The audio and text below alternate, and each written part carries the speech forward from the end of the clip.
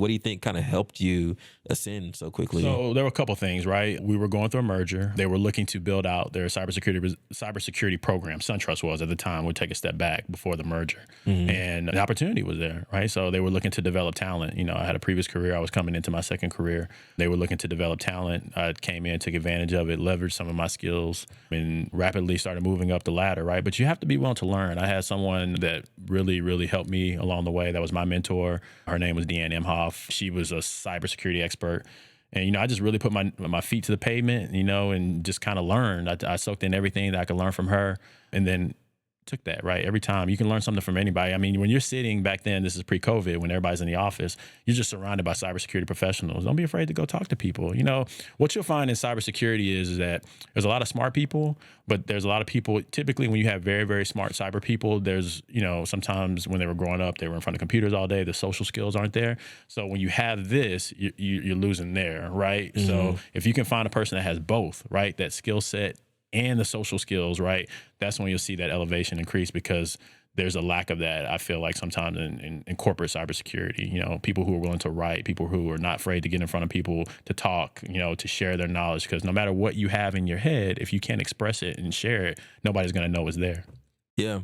And I'm not gonna lie. So I asked that question, but I felt like just from talking to you and picking up on how good of a communicator you are, that was one of the things that like separated you from others. Because to your point, a lot of technical people are traditionally like introverted, like let me work in the corner. I was starting off definitely like that the same way, and then over time through mentors, advice, and just learning and observing, like okay, the people that's moving are not always the people that's necessarily like the best of the best of the The best. smartest. They're smart, but Right. they're not maybe creme de la creme. Correct. But they're smart and they know how to communicate, and they can tell a story. They can connect the dots and develop a solution and communicate. Why business may want to go with solution A over solution B, and how the financially impacts and everything else. So I think like the communication aspect is definitely something that's very important.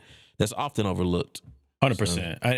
Another thing I'll share with your guest here is, don't get frustrated, right? And don't try to be a master of all. Find some things that you really enjoy, because people come to me and they say, Dante, I want to get into cybersecurity. And I'll say, great, what do you want to do in cybersecurity? And then they'll be like the deer in headlights, right? Because there's a lot of components to cybersecurity, right? Like, do you want to be a data expert, data protection expert? Do you want to get into pen testing? Do you want to be in, different, there's all kind of things. There's literally all kind of things you can do within cybersecurity. So I try to tell people, vulnerability management, find something that you like. Encryption, right? Do you like encryption? There's some abstract ideas out there that a lot of people can't do, and maybe you can master, and then you'll be able to write your own ticket, because it's tough right now in the industry. There's been a lot of layoffs, a lot of company layoffs, a lot of companies hired a lot during the pandemic, and they were trying to trim the fat now. So yeah. you have a lot of talent on the bench. So you have to, if you want to get into cybersecurity, especially if you're young right now, you're looking to graduate with a cybersecurity degree, you got to make sure you're carving out your niche, right? You got to make sure that you know exactly what you want to do and how you're going to get in, because if you don't, you're going to be sitting on the bench, because there's people with 20 years experience, 15 years experience, senior engineers that are salivating, that need to work. They have responsibility. They have a house, mortgage. I mean, you see it on LinkedIn all the time. Hey, mortgages due, please, anything. Yeah, I do see those posts. I'm not a big fan of them. But I understand, like, you're desperate. Like, yo, I got a mortgage, I got a wife and 2 kids. It's like, yo, I got to eat. Right. Like, I got to make sure everybody, and I'm the only one working. Right. So it's like, it's me or nothing. Right. So how are we going to make this work? They typically don't work, those posts. And, you got to hustle, man. I mean, Yeah. you got to find a way, because it's on you. At the end of the day, it's going to be on you to make it happen, Yeah. And to that point, like, the preferred alternative, the reason why I don't like it, I prefer people, like, focus on, like, branding yourself a certain way online. Like, give your input on a recent data breach, give your input on what you would do differently, and like build your brand online that way, try to stand out that way, versus, just like not doing anything online, not building a brand, not building your network, and then throwing a Hail Mary like, hey, somebody help me. I think if you take the alternative approach and let people know like who you are, what your input and your opinion is, I think that can kind of serve you better. But that's a good point. I mean, that's something that people I don't think they really think about it in those terms. But what you're saying is make yourself marketable, show your skill set, and people will acknowledge that. And there's a lot of there's a lot of ways through social media right now to make money and to advertise. It's free advertisement, right? Exactly. I mean, there's a lot of ways to promote yourself and your skill set out there. And a lot of people are on LinkedIn, a lot of people are on social media, and they're watching. Yeah, for sure. So man, I like that advice.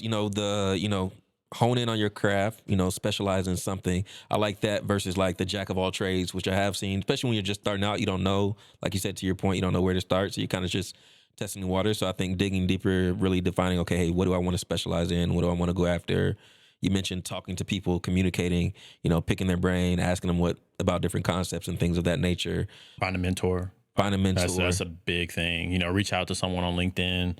Don't be scared. Don't be afraid to reach out to people. I mean, what's the worst can happen? They can decline your invite, or they can tell you no. I have so many people reach out to me on LinkedIn, and I'm telling you, Drew, like I try to. That's how we met. That's how we met, right? I make it my business. Like if it's legit, I'll tell you. Listen, it might take me 2 weeks, but we'll have a conversation. Like I will make time to talk to you. Because I've reached out to people and I know that frustration where it's like they're like, oh, I'm too busy or whatever. And like, I just try to make sure that I try to be available within reason, right? I mean, everybody's busy, but if you can wait a couple weeks or, let's talk, let's figure out where it's at, I love that. I mean, it's like 7 billion people in this world, right? So, I mean, if somebody says no, don't, get hurt over it. Just move on to the next one. You got plenty of people to reach out to, plenty of opportunities there. Don't take it personal. You can't take anything personal in the business world.